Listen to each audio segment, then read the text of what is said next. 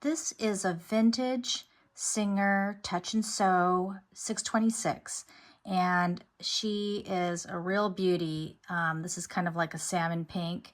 I thought I would show you the stitches and how they look and my recommendations. In order for all of these dials and selectors to work, you need to oil your machine and or have it serviced. It's actually very doable for the home sewer to oil their own machines. There's lots of videos and there's manuals showing all the points. You just push this and then you can move it. Now I oiled this so that it moves really smoothly. When I first got this machine, this was pretty sticky.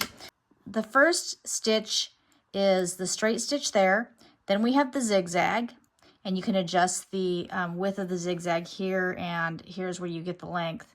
With these two stitches, you're doing about 99% of everything you'd ever need to do in a sewing machine. I would say these next two are the most commonly used stitches for me, at least. This is the blind hem stitch, which I actually do when I'm hemming pants. Here is a broken zigzag, and this is really useful when sewing any type of stretch knit. You can also use the zigzag for a stretch, but I really like the broken zigzag, especially when you're applying elastic to anything.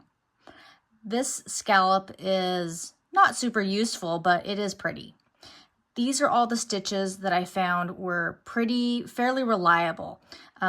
I did try a very narrow zigzag and that did not work well. On the right are the 3 stitches I would probably not recommend you use unless you take some precautions. These are what I would call more of the embroidery stitches. These are more of the decorative stitches along with the scallop, but these 3 are decorative. They're stitch number 3, 4, and 6. When you have a decorative stitch like this, you need to interface the back. And if you don't interface it, you're going to result in a thread nest you're gonna have to cut yourself out of. It doesn't really like anything in the fine range. I found that anytime I was in the fine range, it just wanted to create a nest in the bobbin and I had to kind of cut myself out of. These look a wee bit loose because I just went on the very bottom edge of the fine edge.